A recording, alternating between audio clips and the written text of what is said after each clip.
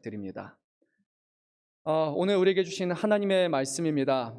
우리가 다니엘서 6장은요, 다니엘서 3장과 함께 이제 많은 사람들에게 정말 사랑을 받는 그런 본문 중에 하나입니다. 3장 말씀은 먼저 다니엘의 세 친구에게 일어난 기적 같은 사건이었죠. 평소보다 7배나 뜨거웠던 그 풀무불 갑자기 떠오르시죠. 거기 들어갔음에도 불구하고 하나님의 보내신 사자가 그 옆에 함께 있어서 보호하셨고 그들이 끝까지 신앙을 지킬 수 있도록 하나님의 은혜를 베풀어 주셨죠. 그리고 오늘 6장 말씀은 좀 스포일러가 되겠지만 그래도 여러분 다 아실 거라 생각이 듭니다. 다니엘이 오늘 일로 인해서 사자굴에 들어갔음에도 불구하고 어떻게 됐습니까? 잡혀 먹었습니까? 아니면 살아났습니까? 살아났죠. 하나님께서 보호하셔서 정말 해를 당하지 않게 하셨습니다. 사자가 배불러서 안 먹은 게 아니라 하나님께서 사자를 통해서 그를 보호해 주신 거죠. 놀라운 이런 기적 같은 일이 실제로 벌어졌습니다. 어릴 적 이런 말씀을 듣고 배우면서 와, 하나님은 정말 진실되게 자신을 섬기고 사랑하는 사람, 그렇게 하나님께서 그런 인생을 보호하시고 지켜주신다라고 정말 그것을 들으면서 너무 감격하고 나도 이런 사람이 됐으면 좋겠다라는 그런 생각을 많이 했던 것 같습니다.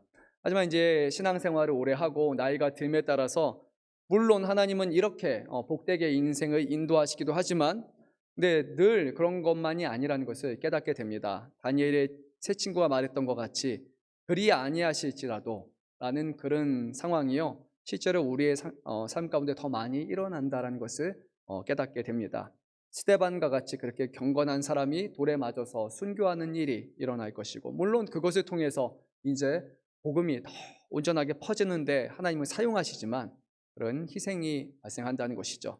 예수님의 제자들 그리고 1세기의 신실한 그리스도인들을 비롯하여 2000년의 기독교 역사 가운데 하나님을 사랑하고 경건하게 살았던 수많은 사람들이 그 신앙적인 이유로 인해서 환난과 고난을 당하고 박해를 당하고 순교한 것을 우리는 보았고 들어서 잘 알고 있습니다. 그런 의미에서 오늘 우리는요, 이 말씀을 함께 나눌 때 다니엘이 하나님이 지켜줘서 하나님이 사자굴에서 나오게 하셨다라는 것 정도로 생각하는 것이 아니라 정말 이 고난과 어려움 그리고 함정이라고밖에 부를 수 없는 그 상황 가운데 다니엘이 정말 어떠한 신앙으로 어떠한 경건으로서 바로 서 있는지를 우리가 보기를 원합니다. 그리고 다니엘의 경건을 통하여 그의 삶을 통하여 우리가 정말 오늘 삶 가운데 우리가 많이 잊어버리고 있는 사실, 신앙의 경건을 지키며 살아가야 된다는 것, 그것을 다시 한번 우리가 떠올리고 회복할 수 있기를 소망합니다. 주전 539년 10월 29일 아주 유명한 사건이 일어났죠. 고레스라고 불리는 사람, 이 사람이 메대 바사 연합을 이끌고 이제 바벨론 땅을 침공해서 결국 바벨론을 무너뜨리고 맙니다. 그리고 오늘 본문에 등장하는 대로 이 메대의 다리오 또는 메대 다리우스라고 하는 그 인물이 이제 바벨론의 통치 권한을 차지하게 됩니다. 실제로는 이 연합을 이끌었던 사람은 고레스였지만 그 고레스가 임시적으로 다리우스에게 그 권한을 넘겨주고 하지만 훗날에 다시 그가 이곳의 통치자가 됩니다. 오늘 말씀을 보니까요, 다리우스는 120명의 고관을 세워서 이제 바벨론 전역을 다스리게 합니다. 새로운 어떤 정부를 그가 이제 세워 나간 것이죠. 역사적인 자료에 따르면 약 20개의 숙주로 나눠서 이렇게 구역을 분별했고 그곳에 그 속주를 다스릴 수 있는 그런 사람들을 적시적소에 이렇게 배치했다고 합니다. 여기에 해당하는 그런 좀 전문적인 표현을 사용을 하면요, 이 속주를 우리는 사트라피라고 그렇게 부릅니다. 근데 이 속주에서 다스리는 사람들은 사트라피를 다스리는 사트라프라고 그렇게 표현을 합니다. 사트라프에게는 엄청난 권한이 있었는데요, 행정, 사법, 군사 그리고 조세 징수를 담당할 수 있는 그런 어마어마한 권한이 있었습니다. 역사적으로는 한 20명쯤 보내졌다고 하지만 오늘 말씀에서는 120명이라고 말하는 것을 볼 때요, 숫자가 1이 붙었다라고 생각하는 것이 아니라 한 사람에게만 그 일을 다 맡긴 것이 아니라 20주에 더 많은 사람들을 보내서 그들이 하나의 연합체를 이루어서 그렇게 이 일을 감당했다고 우리는 생각할 수 있습니다. 왜냐하면 성경 또한 역사적인 사료이기 때문이죠. 뿐만 아니라 왕은 이들 120명을 관리하는 총리 총 3명을 세웠습니다. 생명의 총리는 이 높은 사람들 120명을 통하여서 직무를 보고받게 되고, 그래서 왕에게 어떤 손해가 끼치지 않도록 이런 행정적인 체계를 이렇게 잘 쌓아 놓은 것입니다. 근데 다니엘은 바로 이곳의 3명의 총리 중에 한 사람이었습니다. 근데 3절 말씀을 보니까 그냥 3명 중에 한 명이 아니라 이 120명의 사트라프와 그리고 3명의 총리 중에서도 단연 우수하여서 그를 왕이 수석으로 삼았다라고 성경은 말씀합니다. 이 다니엘이라는 인물은요, 매우 특별한 인물입니다. 그는 바벨론의 느부갓네살 왕 치하에서 그가 지혜자로서 왕을 자문하는 그 기관에서 일했었고요. 그때 소년의 시절이었죠. 뿐만 아니라 바빌론의 마지막 왕 벨사살의 치하에서 그는 이 지혜자들의 수장, 그리고 박수의 장으로 그렇게 또 일했습니다. 뿐만 아니라 이제 고레스에 의해서 무너진 이 바벨론 이후의 시대에서는 메대의 다리우스의 치하에서 그는 수석 총리가 되었고요. 그리고 다니엘서 10장 말씀을 보게 되면 다리우스에 이어서 이제 고레스가 메대 바사, 메대 또는 페르시아라고 알려진 이 제국의 명실상부한 통치자가 되었을 때 그는 여전히 현존하는 인물이었습니다. 그의 나이가 80이 넘는 나이가 바로 오늘 본문에 해당하는데요. 그는 그 오랜 시간 동안 다양한 왕의 그 치하에서 그는 계속해서 막강한 그런 영향력을 행사하는 그런 사람이었습니다. 특별히 오늘 말씀에서는요, 그가 수석 총리가 됐는데 무려 그의 나이가 80이 넘은 상황이라고 우리는 봐야 합니다. 놀랍지 않습니까? 우리 은퇴하는 나이가 있지 않아요. 뭐 60, 65세 아니 심지어 요즘 50대 중반만 돼도 이제 걱정해야 되는 그런 나이인데 다니엘은 보니까요 80이 넘어서 수석 총리가 되었다고 말합니다. 대한민국 역사를 생각하면요, 이 다니엘에 비출 수 있는 인물이 하나 있습니다. 전 떠올랐던 인물이 있는데 여러분 떠오르는 그런 인물이 하나 있습니까? 조선시대 황희 정승이라고 알려진 인물이 있죠. 좀 역사적 사료를 보면요, 무려 그 황희 정승은 벼슬살이만 73년을 했고 그가 90세에 생애를 마친 것으로 알려져 있습니다. 너무 나이가 많아서 이제 제가 그만일하겠습니다. 저는 이제 사직하겠습니다라고 그가 이 세종대왕에게 여러 번 이제 요청을 했습니다. 1431년부터 1443년까지 보니까 8번에 거쳐서 나는 늙었어요. 그만일하겠습니다라고 했는데 어떻게 됐을까요? 세종대왕이 다 반려했습니다. 안 됩니다. 안 됩니다. 안 됩니다. 계속 일해야 됩니다. 나이가 그렇게 많았는데도 안 된다고 했습니다. 세종대왕이 어떻게 말했냐면요, 이제는 그러면 힘들면 재택근무하십시오. 그래서 한 달에 한두 번씩만 나와서 우리 무슨 회의가 있을 때만 잠깐 얼굴만 비치십시오.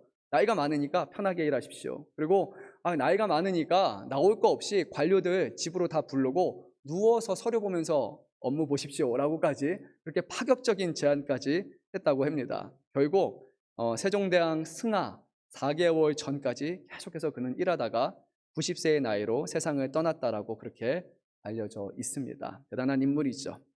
다니엘은 약 15세에서 17세에서 그 사이에 벼슬살이를 시작을 해서 80세가 넘어서 수석 총리가 되었고, 학자마다 이견이 좀 있긴 하지만 그가 100세 그 전후로까지 살았다라고 그렇게 말하고 있습니다. 아니 어떻게 이렇게 늦은 나이에 총애를 받을 수 있을까? 그렇게까지 여러 왕들을 거치면서도 계속해서 그렇게 인정받을 수 있을까? 그의 비결은 무엇일까? 오늘 말씀을 보면요, 이렇게 말합니다. 우리 한번 3절 말씀 읽도록 하겠습니다. 다니엘이 마음이 민첩하여 총리들과 고관들 위에 뛰어남으로 왕이 그를 세워 전국을 다스리게 하고자 한지라. 오늘 개역개정 말씀은 마음이 민첩하다라고 번역되어 있습니다. 이해가 되십니까? 좀 어렵죠. 민첩하다. 생각이 빠른 것인가? 아니면 두뇌가 잘 돌아가는 것인가? 좀 모호한 번역입니다. 근데 좋은 번역은 아니고요. 원문 성경을 보게 되면 여기서 마음을 가리키는 단어는 실제로 루아흐라고 해서 이것은 영을 가리키는 것입니다. 성령을 가리킬 때 하는 그 사람의 영을 의미합니다. 그리고서 민첩하다라는 것은요, 실제로는 예외적이다, 특별하다라는 것을 의미해요. 그러니까 여기서 마음이 민첩하다라는 것은 그에게 특별한 영이 있다라는 것이 더 정확한 표현이고, 이거는 교정되어야 될 그런 번역이라고 생각이 됩니다. 우리가 다니엘서 4장 9절, 4장 18절, 5장 11절, 5장 14절 말씀을 보면요, 그곳에서도 다니엘이 꿈을 해석할 수 있는 특별한 사람이었다. 그러니까 왜 그가 꿈을 해석할 수 있냐라고 할 때 거룩한 신들의 영이 있기 때문이다라고 그렇게 성경이 기록하는데, 여기서 말하는 거룩한 신의 영, 이것이 오늘 본문에 해당하는 이 다니엘의 마음이라고 말하는 것과 동일한 단어예요. 그러니까 이건 마음이 아니라 실제로는 다니엘서에서는 영을 가리키는 표현이 맞습니다.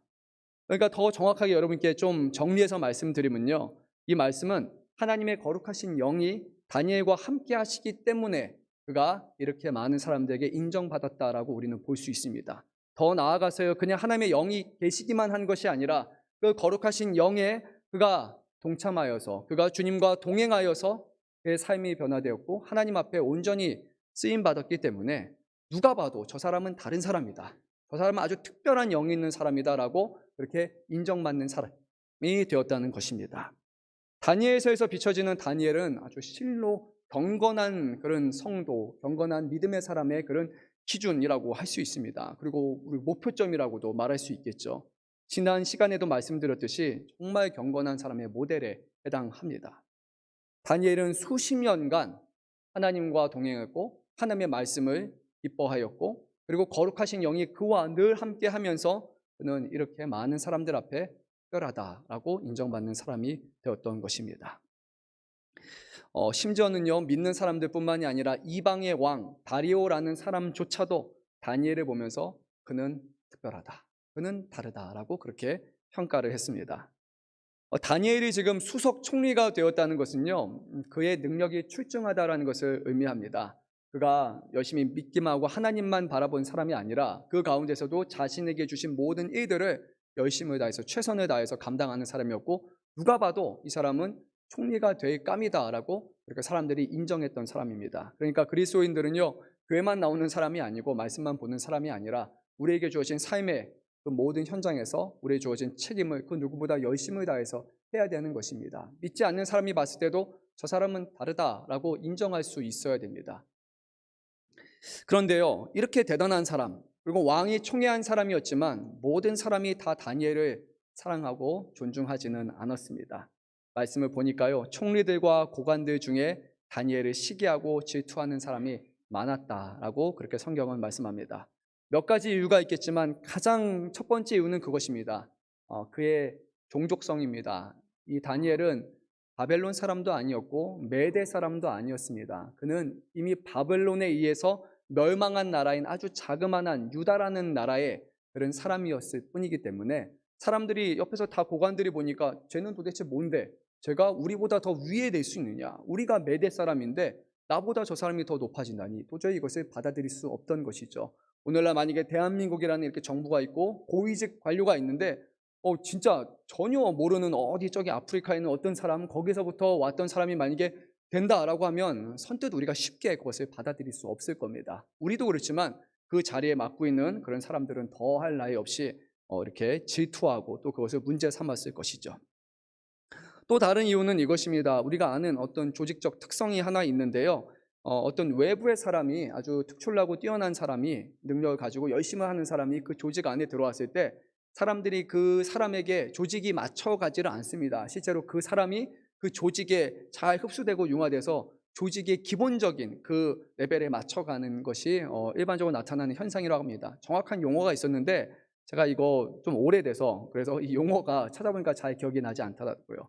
그래서 외부에서 와도 외부에 온 사람이 그 조직 안에 완전히 흡수가 되지 그 사람으로 인해서 변화가 되는 경우는 거의 발생하지 않는다고 합니다.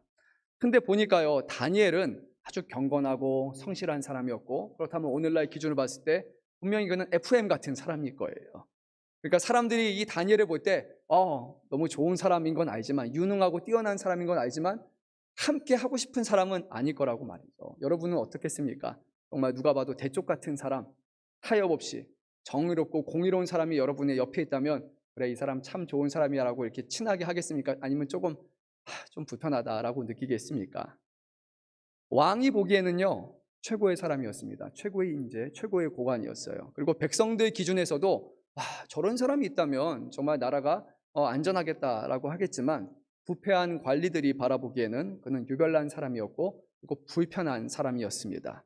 그래서 사람들이 다 다니엘처럼 되기보다는 다니엘을 무너뜨릴 근거를 찾기 시작을 했습니다. 그래서 오늘 4절 말씀을 우리가 한 목소리로 읽도록 하겠습니다. 이에 총리들과 고관들이 국사에 대하여 다니엘을 고발할 근거를 찾고자 하였으나 아무 근거, 아무 허물도 찾지 못하였으니 이는 그가 충성되어 아무 그릇됨도 없고 아무 허물도 없음이었더라.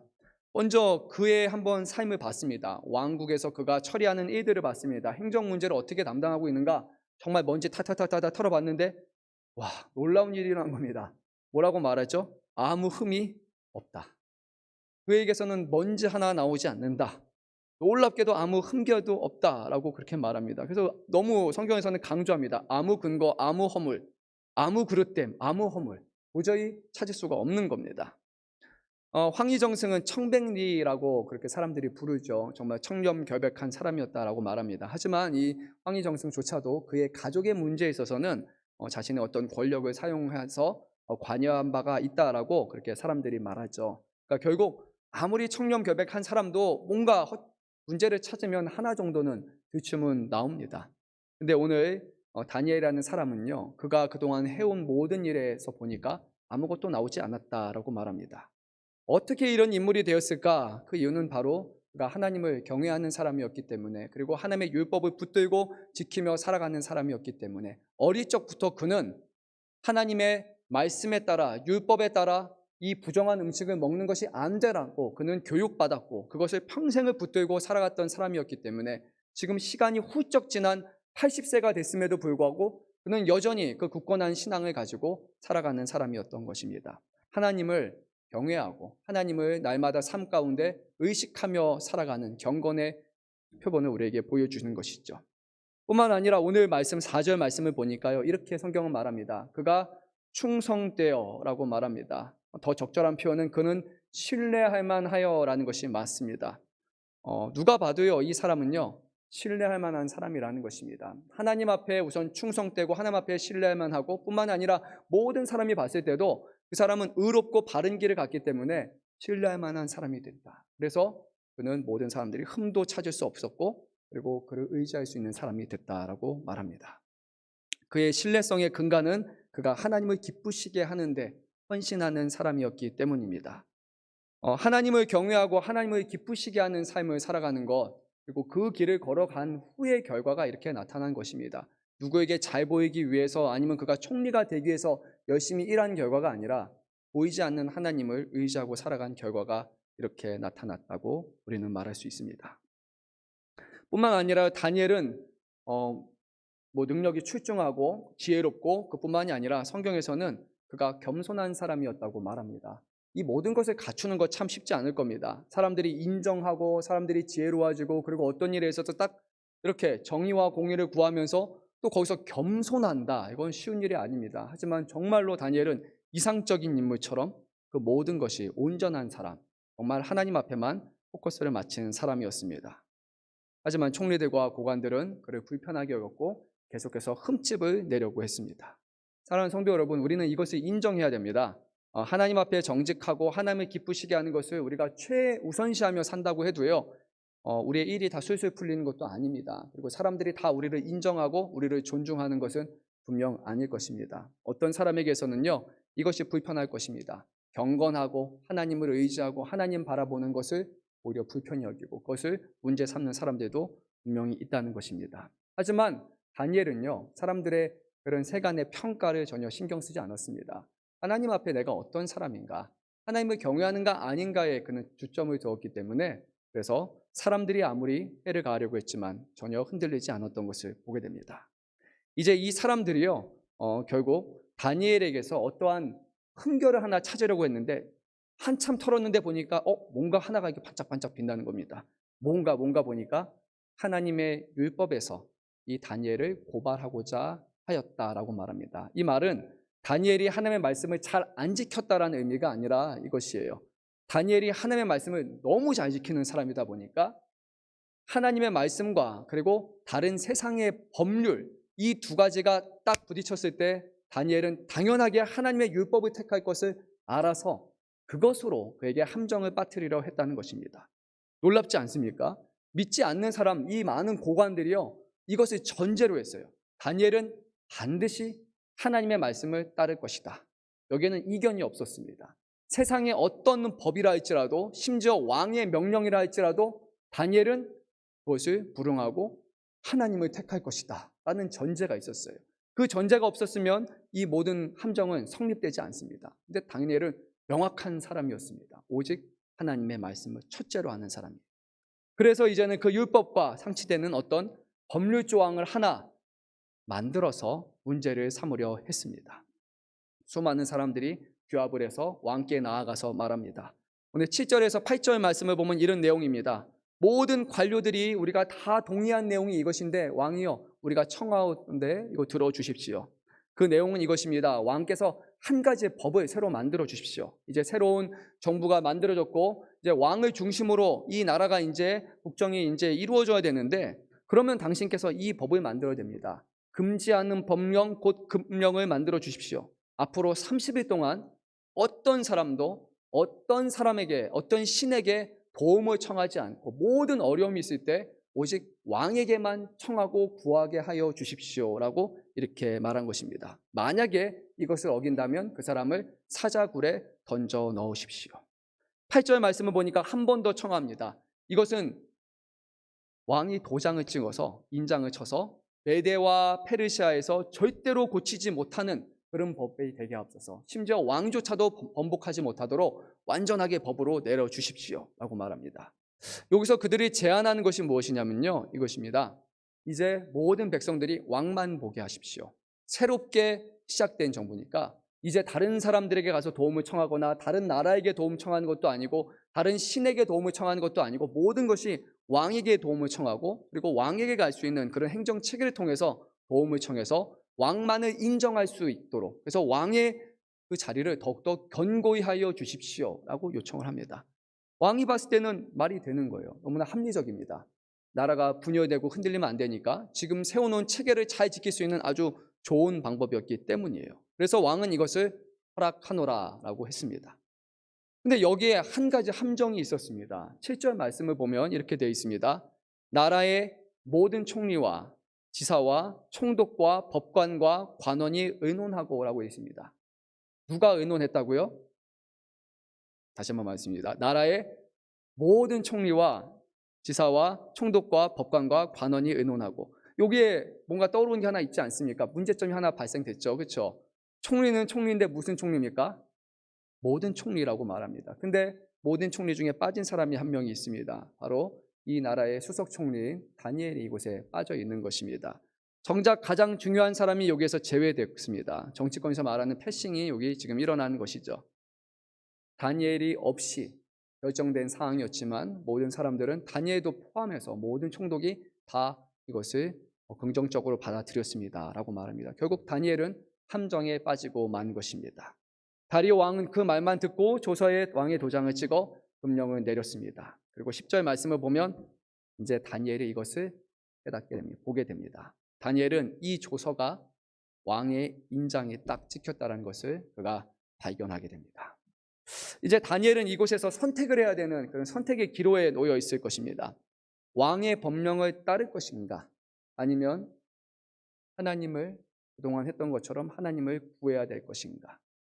왕의 법령을 따라서 이제는 한 달 동안은 어떠한 신에게도 구하지 않고 청원하지 않고 그냥 이 시기를 잘 견뎌내야 할 것인가, 아니면 하나님 앞에 그동안 했던 것처럼 기도해야 될 것인가 라는 것이죠. 근데 오늘 다니엘이 처한 상황을 보면요, 그가 겪는 문제는요, 성질이 우리가 생각하는 죄란 것과는 좀 다릅니다. 이런 거예요. 우리가 기도하지 않으면 여러분 죄입니까? 그런 것 같기도 하고 아닌 것 같고 좀 모호하죠. 그렇죠? 여러분이 살인하면 죄입니까? 아닙니까? 죄죠. 간음하는 것 죄고 도적질하라 죄입니다. 거짓 증언하지 말라라고 같이 하나님께서 하지 말라라고 정해놓은 죄가 있습니다. 근데 기도는요, 그것과는 좀 다릅니다. 기도 안 하면 하나님 앞에 죄가 돼서 심판을 당한다라는 것이 아니라 기도는요, 우리가 적극적으로 하나님 앞에 하는 그런 신앙적인 행위가 기도입니다. 그러니까 다니엘의 입장에서는 이것입니다. 왕의 말에 불순종해서, 왕의 말에 따를 것인가, 아니면 내가 하나님 앞에 구하는 적극적인 충성을 하지 않을 것인가의 문제입니다. 죄를 저지르고 아니고의 문제가 아니라 하나님 앞에 내가 해야 될 의무, 하나님 앞에 신앙적인 경건과 순종을 하느냐 아니냐의 문제였던 거예요. 그러니까 당연히 누가 봐도 일반적인 사람이라면 기도를 한 달 동안 쉬는 것이 더 올바른 선택이었을 것입니다. 하지만 다니엘은 그렇지 않았습니다. 그리고 성경은 우리에게 말씀합니다. 우리 그리스도인들은요, 단순히 죄를 안 짓기 위해서 열심을 내며 살아가는 사람이 아닙니다. 그것은 우리의 모습이 아니에요. 그리스도인들은요, 적극적으로 선을 행하는 사람이고 적극적으로 하나님의 말씀에 순종해서 하나님을 기쁘시게 하는 것입니다. 죄와 사망의 권세는요, 이미 우리에게 예수 그리스도를 통해서 우리는 자유함을 받았다고 말합니다. 그래서 늘 우리는 죄를 어떻게 지을까, 죄의 문제로 하는 것이 아니라 우리는 어떻게 선을 행하며 사랑을 행하며 하나님의 말씀으로 살아가며 많은 사람들로 하여금 주를 증거하게 하는가, 이 신앙적인 의무 그리고 신앙적인 그런 충성의 삶을 성경은 우리에게 적극적으로 요청하고 있습니다. 혹시라도 한 주간 살아오면서 그냥 죄 안 짓기 위해서 죄의 문제로만 고민하셨다면요, 우리는 전혀 잘못된 것을 살아가는 겁니다. 죄의 문제로부터 우리는 지금 해결하기 위해서 살아가는 것이 아니라 우리 안에 계신 성령님을 의지하고 날마다 하나님을 영화롭게 하며 선을 행하는 것이 모든 그리스도인들의 해야 되는 적극적인 의무인 것입니다. 우리 한번 10절 말씀을 이제 다시 한번 읽도록 하겠습니다. 다니엘이 이 조서에 왕의 도장이 찍힌 것을 알고도 자기 집에 돌아가서는 윗방에 올라가 예루살렘으로 향한 창문을 열고 전에 하던 대로 하루 3번씩 무릎을 꿇고 기도하며 그의 하나님께 감사하였더라. 왕의 도장이 찍힌 것을 알고도 자기 집으로 돌아가서 윗방에 올라가 예전에 했던 대로 그대로 하며 하나님께 감사했다라고 말합니다. 다니엘의 나이가 몇 대라고요? 몇십 대라고요? 80대였습니다. 어린 소년이었던 다니엘의 모습, 그때는 누군가 이렇게 말할 수 있습니다. 아니, 시기 어리니까, 아직 어리니까 그렇게 할 수 있었을 거야. 어리니까 왕의 음식을 마다하고 내가 죽으면 죽으리라 라는 그런 모습으로 했을 거야 라고 말합니다. 세상 잘 모르고 아직 결혼하지 않았으니까, 딸린 식구가 없으니까, 잃을 것이 없으니까 라고 누군가는 말할 수 있을 겁니다. 하지만요, 지금 80대의 다니엘은 그렇지 않아요. 수석 총리예요. 가진 게 너무나 많은 사람이에요. 그럼에도 불구하고 다니엘의 모습은 전혀 변함이 없습니다.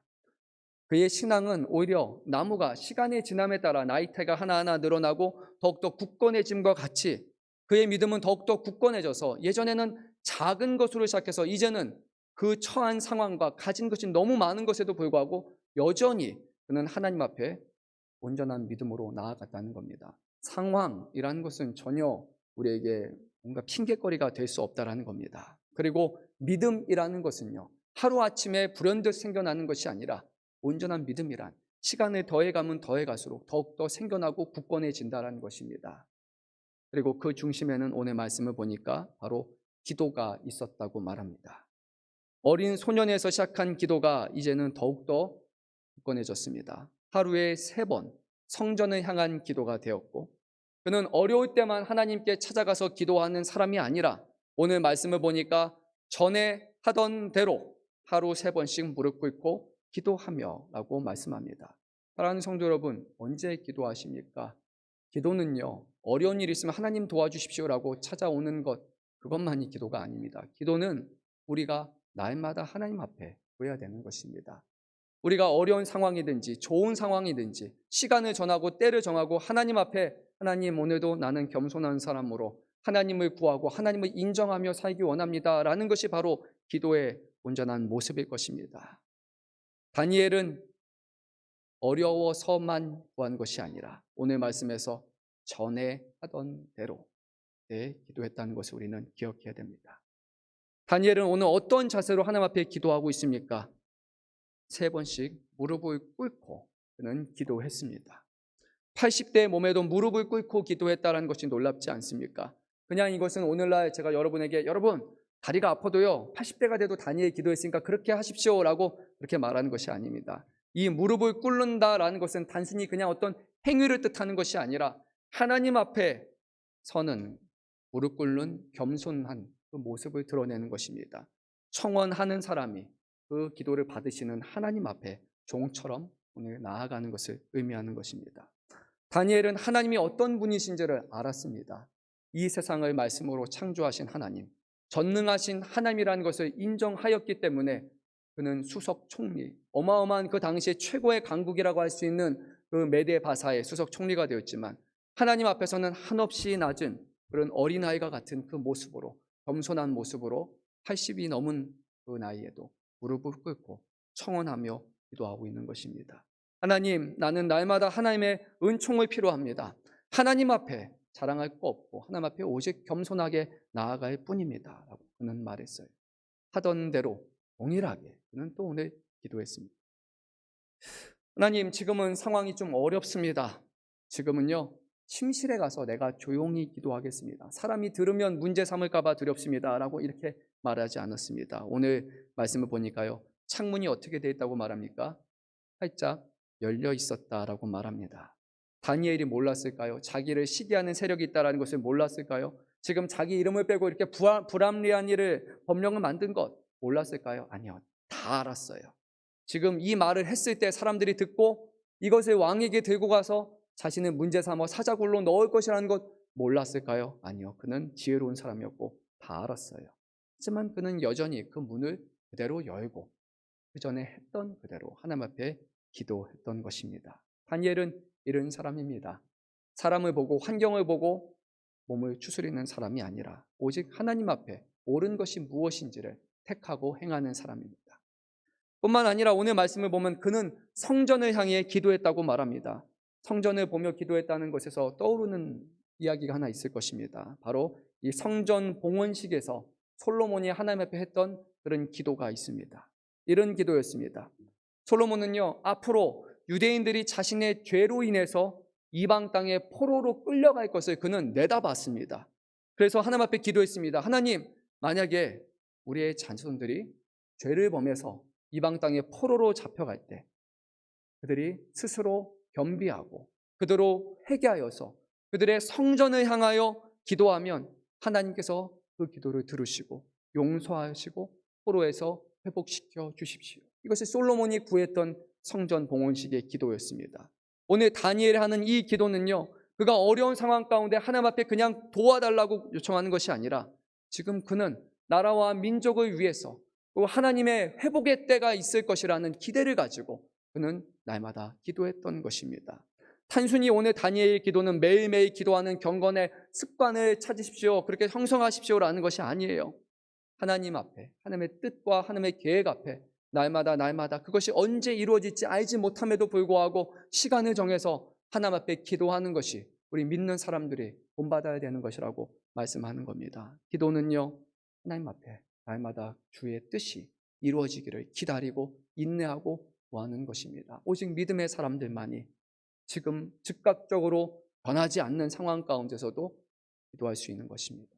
다니엘은 80이 될 때까지 끊임없이 하나님 앞에 회복을 놓고서 포로에서 회복을 놓고 기도했던 사람입니다.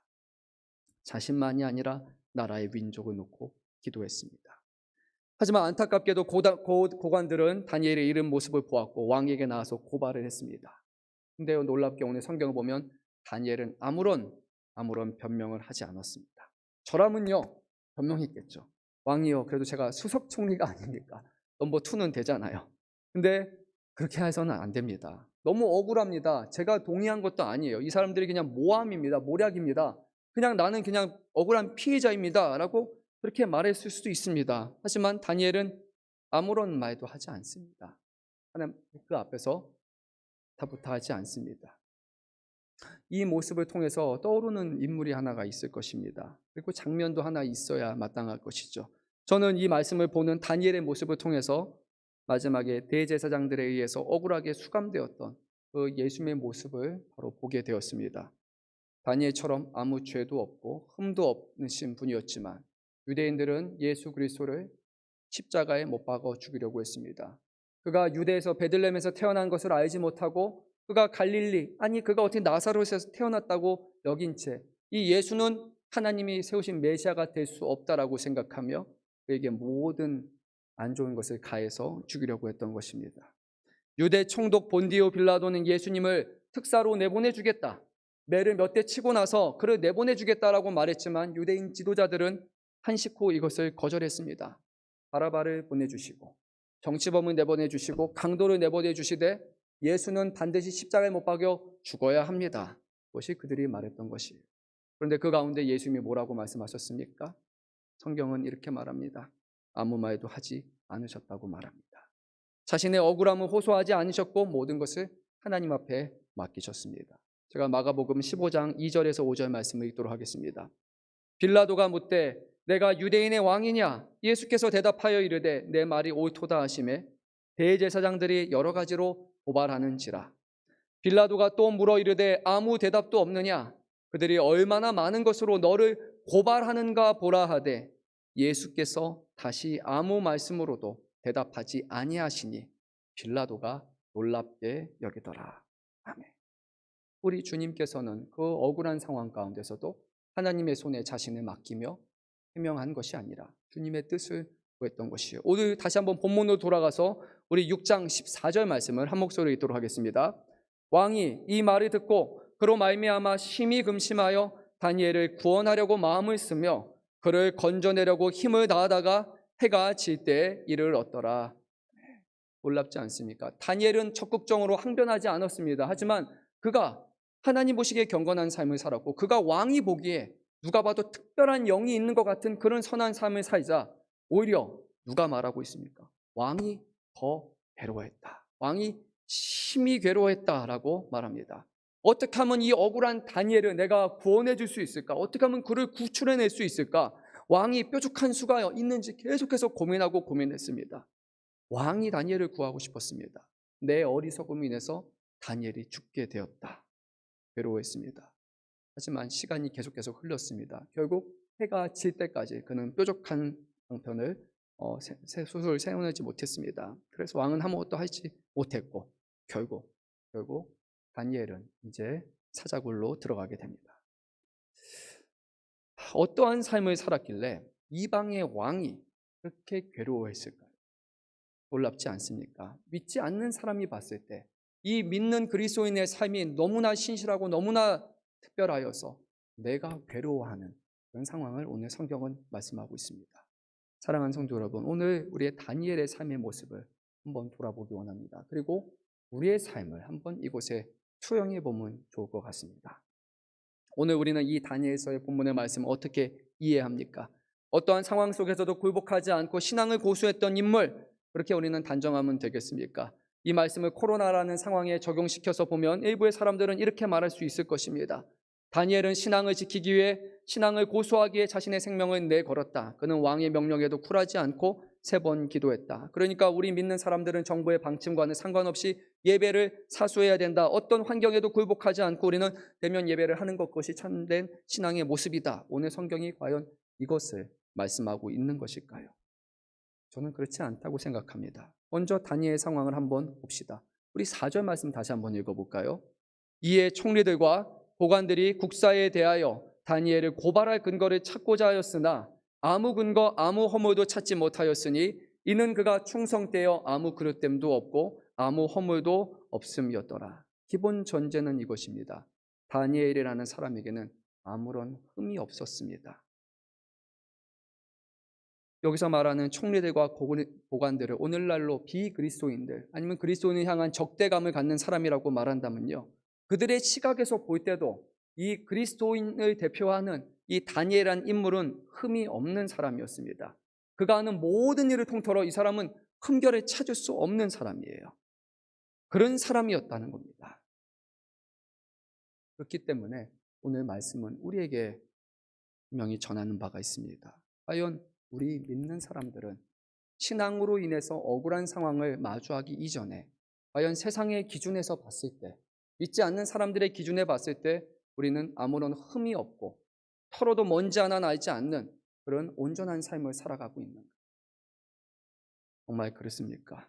저는 이렇게 생각합니다. 만약에 개신교가요, 세상의 기준에서 어떠한 흠결도 찾을 수 없다면 그러면 종종 개신교와 그리고 세상이 대립하게 되는 어떤 이념조차도 존중받을 수 있을 것이라고 생각됩니다.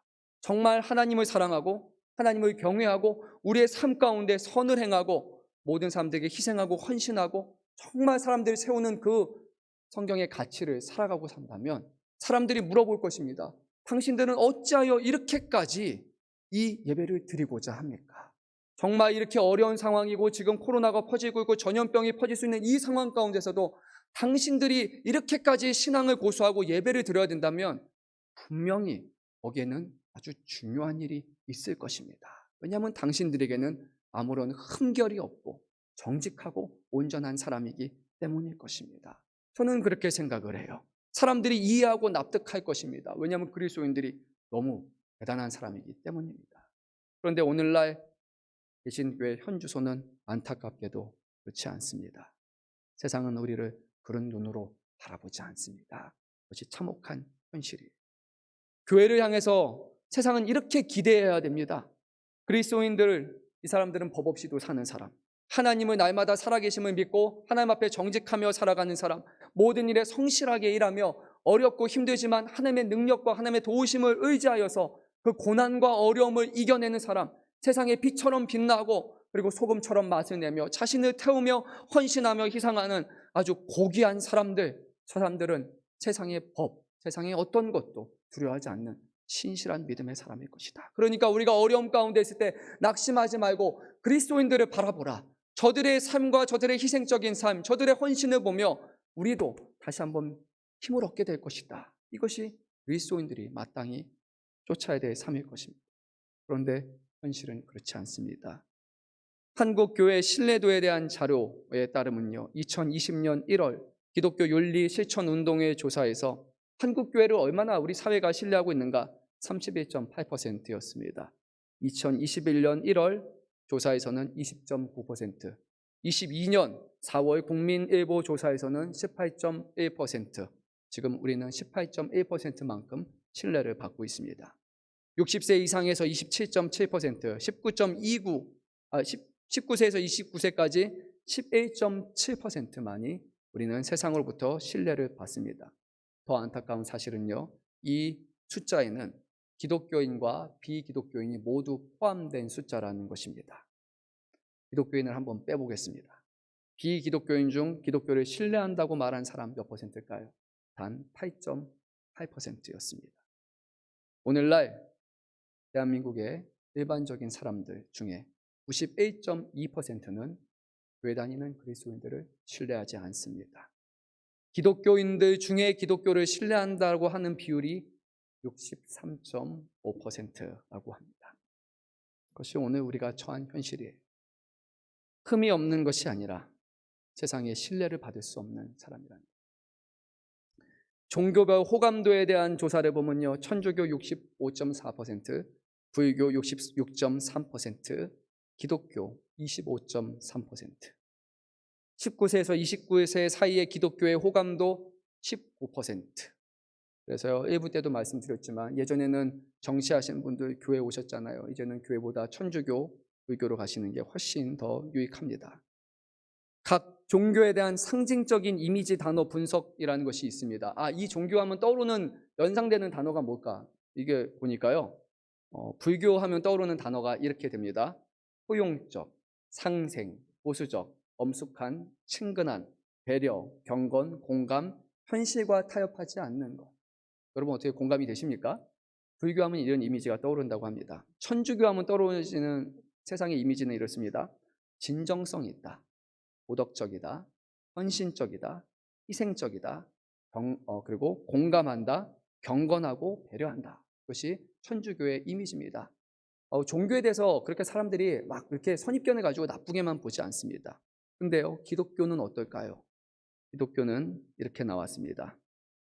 배타적이다, 물질적이다, 위선적이다, 이기적이다, 세속적이다. 긍정적인 것은 하나도 없었어요. 제가 나쁜 것만 꺼내서 말한 게 아니라 딱 요거밖에 없습니다. 저는 배타적이라는 것을 충분히 발생할 수 있다고 생각을 합니다. 기독교 안에는 배타성이 있어요. 하나님이 살아계신 친정한 유일한 하나님이십니다. 오직 예수만 믿고 천국 갈 수 있습니다라는 그런 기독교의 가치는요, 분명히 우리로 하여금 배타성을 갖게 합니다. 사람들이 그럴 수밖에 없어요. 근데 이해가 안 되는 부분입니다. 물질적이다, 위선적이다, 이기적이다, 세속적이다. 그것이 오늘 우리의 현 주소입니다. 근데 떠오르는 말씀이 있지 않습니까? 이 물질, 위선, 이기적, 세속적인 것은 누가 추구했던 방식입니까? 예수님이 그토록 질타하셨던 바리새인들이 따라갔던 것입니다. 예수님께서는 바리새인들의 누룩 조심하라고 했지 않습니까? 그 누룩이 너희 안에 있을까? 작은 것이 자라서 전체를 병들게 할까? 그것을 조심하라고 하셨습니다. 그런데 오늘날 기독교는 누룩으로 가득 찬 그런 교회가 돼버리고 말았습니다. 교인들조차도 교인을 신뢰하지 않습니다. 죄송하지만 저도요, 그리스도인이라고 해서 맹목적으로 신뢰하지 않습니다. 저희 교회 음향 장비 예전에 한번 바꿀까 해서 막 그런 걸 알아볼 때요, 제가 교회 음향 전문을 하는 데는 아예 들어보지도 않겠다고 했습니다. 죄송합니다. 하지만요, 제가 교회 안에서 너무 많이 봤어요. 장로님, 안수지사님, 그분들이 교회 안에서 사기치더라고요. 음양 이런 거 가지고요, 뻥치기 하고 이상한 거 갖다 놓습니다. 저 너무 많이 들어서 너무 많이 알아서 제가 그랬어요. 그냥 밖에서 잘하시는 분, 거기서 검증받은 분, 그분 하겠습니다 라고 그렇게 말했어요. 당연히 믿었으면 좋겠는데, 그분들을 신뢰하면 좋겠는데요, 너무 많이 봤어요. 그래서 도저히 받아들일 수 없는 거예요. 어떤 사람들이 이렇게 말해요. 그거는요, 실제로 그렇지 않아요. 이거는 언론에서 그렇게 말했기 때문이에요 라고 말합니다. 기독교 이미지 형성에 대해서 어디로부터 그렇게 들었느냐라고 할 때요, 언론 보도 53.6%, 주변 사람 56.3%, 자기 경험 49.8%라고 말합니다. 그러니까 반 정도는요, 그냥 언론만이 아니라 내가 들은 것도 그렇고 내 주변 사람도 그렇고 언론도 그렇다. 삼박자 완전히 맞는 겁니다. 아주 객관적인 평가라는 겁니다. 주관적이지 않아요. 객관적으로 이렇다는 거예요. 왜 기독교가 그렇게 나빠졌느냐? 개신교가 이미 나빠지긴 했지만요, 코로나19 전후로 아주 무너지기 시작을 했습니다. 응답자의 52.6%가 코로나 전후로 기독교의 개신교에 대한 이미지가 나빠졌다. 35.9% 매우 나빠졌다. 16.7% 약간 나빠졌다. 3.4% 좋아졌다. 나머지는 다 나빠졌다. 우리는요, 지금 코로나를 겪으면서 3.4%만이 좋아졌다라고 말하는 사회를 살아가고 있습니다. 그런데 실제로 보면요, 교회가 그렇게 잘못한 것 같지 않습니다. 제가 여러분 보면요, 마스크 착용하셨죠? 기계 이거 하셨죠? 좀 심해지면 악수도 이렇게 하셨죠? 정말 먹는 것도 하지 말라니까 먹는 것도 안 했죠? 모임도 하지 말라니까 새 모임도 다 끊었습니다. 제가 보기에는요, 교회에서 엄청 잘한 것 같아요. 이 정도면 너무 잘한 거 아닙니까? 지금도 여러분 마스크 쓰고 오셨잖아요. 제가 밖에 카페 가잖아요. 딱 음료 시키면요, 그다음부터는 벗어요. 괜찮아요. 직원들이 와서 쓰라는 말 아무도 안 해요. 여기 뭐뭐 있는 스타 어디 뭐 큰 그런 매장 가잖아요. 어디든 카페 제가 몇 군데 다 돌아다녀도 아무도 얘기하지 않아요. 그냥 이제는 마스크 벗어도 그냥 그런가 보다 하는 그런 거예요. 근데 그리스도인들 중에는요, 마스크 쓰는 사람 많아요. 저도요, 음료 주문하면요, 마실 때만 살짝 벗고 계속 먹어요. 한번 벗어봤어요. 답답해서 한번 벗어봤는데 한 1, 2분 지나니까 뭔가 안 돼요. 내가 그리스도인인데 마스크 벗고 있으면 안 되지. 그래서 다시 써요. 너무 이게 그냥 삶에 그냥 이제 돼버린 거예요. 제가 노회에 가면요, 목사님들 정말 얼굴을 못 알아보겠어요. 다 마스크 쓰셔가지고 너무 잘해요. 그리고 우리 알잖아요. 이거 하고 있어요. 혹여라도 문제가 될까봐 답답하잖아요. 저 처음에 이거 봤을 때 엄청 답답했거든요. 여러분도 불편하셨죠? 지금은 이제 익숙해질 거예요. 많이 봤으니까요. 이런 거 하고 있어요. 하라고 하니까 다 한 거예요. 사무실에서 혼자 있을 때는 저는 벗어요. 하지만 성도님들 오시면 다 쓰고 있어요. 그리고 배달 음식 시켜도요, 마스크 쓰고 항상 나가요. 최대한 정부 방침 다 지키려고 해요. 우리 찬양대 부분요, 네, 그렇잖아요. 여러분, 마스크 쓰고 노래하는 게 말이 됩니까? 얼마나 힘들어요. 그런데 하라고 하니까 다 했어요. 50명만 나올 수 있다. 네, 지켰어요. 비대면 예배 네, 필수 인원 외 금지 네, 20% 네, 10% 네, 인원 금지 다 했어요. 시킨 대로 다 했어요. 대부분의 교회들은요, 정부 방침 다 지켰어요. 하라는 대로 다 했어요. 그런데 왜 이랬습니까? 결국 몇몇 교회들이 이기심을 채우기 위해서 벌인 결과가 결국 부메랑이 되어서 돌아온 것입니다. 다니엘도 침묵하였고 예수님도 침묵하였고 그 억울함 가운데서도 하나님을 바라보면서 신앙을 지키려고 했던 대부분의 교회가 있었지만 목소리를 내면서 이것이 하나님의 영광을 위한 것처럼 정작 예수님도 행하지 않았던 일들을 나는 할 수 있는 사람인 것처럼 그 몇몇 사람들을 통해서 개신교의 이미지는 완전히 무너지게 돼버렸어요. 세상은 보았고요. 얼마나 참혹한지 보았습니다. 얼마 전에 교회 차량을 끌고 제가 외부에 이제 식사를 하러 갈 일이 있었어요. 우리 이목 선교사님 모시고 같이 운전하는데요.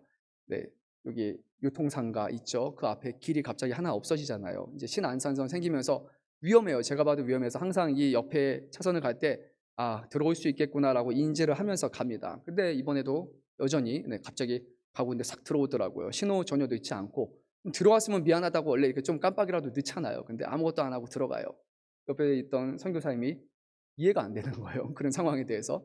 또 이제 그냥 운전을 하고 잘 갑니다. 나중에 밤의 마을에서 좌회전 신호를 받아야 되는데 차가 좌회전 신호가 왔는데 안 가는 거예요. 근데 제가 마음속으로는 막 누르고 싶지만 제가 탄 차가 금천양문이라고 써있기 때문에 그래서요 답답하지만 그냥 기다렸어요. 옆에서는 말이 되냐고, 필리핀이었으면 난리 난다고 그래요.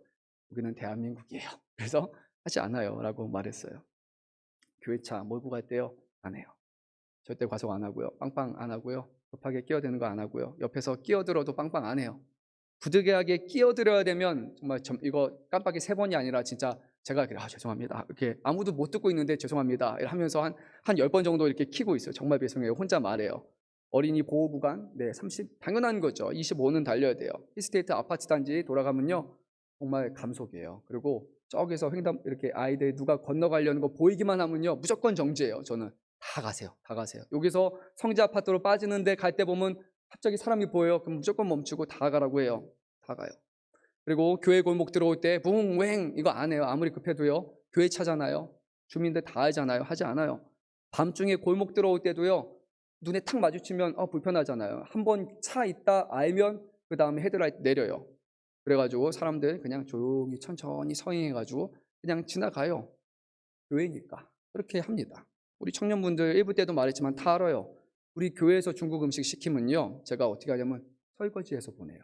어차피 가면 설거지 다 할 거 알아요. 그래도요 빈 그릇 찾아왔는데 거기에 막 음식물 꽉꽉꽉꽉 채워가지고 정말 잘 이렇게 포개가지고 거기에 젓가락 꽂고 쓰레기란 쓰레기 휴지 다 집어넣고 막 굳어진 쓰레기 밖에 딱 내놓고 딱 열었을 때 그게 기분이 좋지 않은 것을 당연히 알기 때문에 교회에서 시킬 때는 다 설거지합니다. 그래서 제가 먼저 설거지해요. 지금도 음식물 나오면 제가 밥 같이 먹었으면 설거지는 제가 다 합니다. 그래서 그렇게 해서 밖에 보냅니다. 우리 집에 있는 사모에게도 말해요. 우리 집 앞에 교회 문패 붙어 있으니까 설거지해서 보내야 됩니다. 뭘 해도 그리스도인들이니까 달라야 합니다. 라고 그렇게 말해요. 예전에 우리 장로님 중에 아시는 분 계시겠지만 음식점 가면 반찬까지도 포개가지고 그릇까지도 보냈어요. 근데 너무 유별난 것 같아가지고 그래서 이제는 안 해요. 하지만 최대한 깨끗이 하려고 쓰레기는 다 버리고 다 정리해서 그렇게 합니다.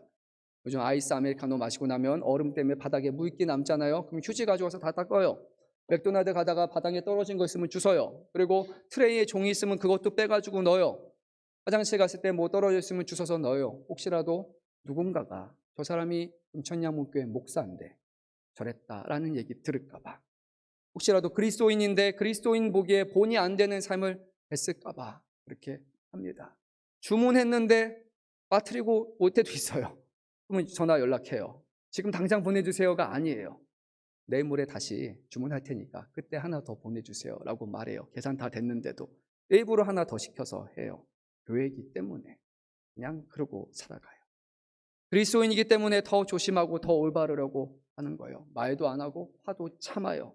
억울해도 정말 말도 안 되는 상황이지만 그래도 큰 소리치 안 치고 생색 안 내려고 해요. 그런데요, 그렇게 살려고 하는데도 여전히 저에게 옛습관이 있고 옛사람의 모습이 나와서 후회할 때가 참 많아요. 또 왜 그랬을까? 왜 그랬을까? 하고 마음 아파하면서 그렇게 살 때가 참 많다라는 거예요. 정말 열심히 살려고 해도요, 그래도 쉽지 않은데요. 근데 세상에는 왜 그렇게 하나님 앞에 부끄러운 행동을 정말 부끄럽지 않은 것처럼 떳떳하게 살아가는 사람이 많은지 모르겠습니다. 정말 하나님을 믿는 사람이라면요, 보이는 법이 아니라 보이지 않는 법을 우리는 지키며 살아갈 수 있어야 돼요. 하나님이 지금 저와 여러분의 삶을 보시고 우리의 인생을 하나하나 살펴보신다는 것을 우리가 정말 의식한다면, 그리고 우리가 정말 그것을 지키러 살아간다면 과연 대한민국의 개신교가, 교회가 이렇게 되었을까요? 우리 위에 중고등부 학생들이 있죠. 지금 학교 가면요, 교회 다닌다 그러면 이상한 사람 취급받을 거예요. 왜 교회 다니냐고. 부모님 때문에 어쩔 수 없지라고 얘기하겠죠. 또는 친구 때문에라고 하겠죠. 그런데요, 애들이 이상한 사람 봐요. 청년들만 봐도요, 이상한 사람이에요. 아마 여러분들도 느낄 겁니다. 직장에서 교회에 다니면 이상한 사람 취급받는 그런 시대를 우리가 살아가고 있어요. 너무나 안타까운 사실인 것 같습니다. 근데 우리 한번 돌아봅시다. 정말 우리가 하나님을 의식하며 살았습니다. 우리가 그냥 죄를 안 저지르기 위해서 그냥 발버둥 치는 사람 정도가 아니라 정말 우리가 하나님이 살아계심을 믿고 하나님이 기뻐하시는 것을 쫓아 살아가는 그런 삶을 살았습니까? 다니엘과 같이 하나님 앞에 또 안 해도 되는 순간에서도 기도하기 위해서 생명까지 내걸었던 그런 신앙의 삶을 살아갔습니까? 만약에 오늘날 다니엘과 같은 사람들로 이 교회와 가득 채워 있다면 과연 세상이 우리 교회를 향해서 뭐라고 말하겠습니까? 그럴 수 있지라고 말하지 않겠습니까? 오죽하면 저 사람들이 저렇게 하겠냐라고 말하지 않겠습니까? 오늘날 많은 사람들이 기독교의 배타성, 개신교의 배타성에 얘기하면서 동성애에 반대하는 것을 말합니다. 성경은 분명히 동성애를 죄라고 말합니다. 이것은 하나님이 금지하시는 것이기 때문에 우리가 할 수 없어요. 그런데요, 우리는 더 중요하게 생각해야 될 것이 있습니다. 하나님은 그것만 말씀하신 것이 아니에요. 10계명을 볼까요? 살인하지 말라, 간음하지 말라, 도둑질하지 말라, 내 이웃에 대하여 거짓 증거하지 말라, 내 이웃의 것을 탐하지 말라. 여기에는 동성애는 안타깝게도 들어가지도 않아요. 그래서 사람들은 이렇게 말해요. 우리 그리스도인들은요, 동성애, 저 사람들은 지옥 갈 사람이에요. 저 사람 너무 악하고 더러운 추악한 사람들이라고 그렇게 말하는 사람이 있으면요, 자기 자신을 한번 돌아봐야 될 거예요. 거짓말하고 살아가고 있습니까? 하나님이 주시는 이 명령조차도 짓지 않으면서, 행하지 않으면서 누가 누구의 죄를 보고 있습니까? 예수님 말씀처럼 내 눈에 있는 대들보는 바라보지 않고 다른 사람에 있는 티끌을 바라보며 살아간다고 주님이 말씀하시지 않겠습니까? 우리가요, 동성애에 대해서 왜 그래요? 라고 말하기 전에 정말 그들의 영혼을 너무나 사랑하고 너무 안타까워서 정말 그런 마음을 가지고 교회가 사랑과 긍휼이 넘치는 곳이라면 세상이 동일한 시각으로 우리를 바라볼까요? 저 사람들이 오죽하면 저렇게 하겠느냐라고 말하지 않을까요? 오늘날 세상은 우리를 아주 냉철하게 평가하고 있습니다. 배타적이다, 물질적이다, 위선적이다, 이기적이다, 세속적이다. 여러분께 먼저 죄송합니다. 저도 이 말 앞에서 다 걸려 넘어지는 것 같아요. 저도 이기적이고 세속적이고 위선적이고 배타적이고 물질적인 것 같아요. 하나님 앞에 경건하게 살아가기보다는 여전히 그런 가치들을 마음속에 지니고 살아가는 제 자신을 원합니다. 하지만 그것이 하나님이 기뻐하시는 것이 아니기 때문에 오늘 주 앞에 또 죄인이라 고백하고 하나님께서 내 마음을 어루만져 주시고 경건히 살아갈 수 있도록 하나님 보시기에 기뻐하는 사람을 살아갈 수 있도록 오늘 또 우리는 구할 뿐입니다. 사랑하는 성도 여러분, 교회가 바뀌어야 때가 되지 않았습니까? 세상의 비판을 당하고 그런 차가운 냉초리로, 눈초리로 그렇게 살아가는 교회가 아니라 우리 교회는 깨어서 참된 경건이 무엇인지 또 하나님을 우리의 삶 가운데 인식하며 살아갈 줄로 믿습니다. 오늘 말씀을 통해서 경건을 보내 보인 다니엘과 또 하늘의 영광을 모두 내려놓으시고 우리에게 하나님을 기쁘시게 하는 것이 무엇인지를 보이기 위해서 그 경건의 본으로 보이신 그 예수님을 기억하고 또 그분을 쫓아 살아갈 수 있기를 간절히 소망합니다. 함께 기도드립니다. 사랑의 주님, 오늘도 주일을 맞이하여서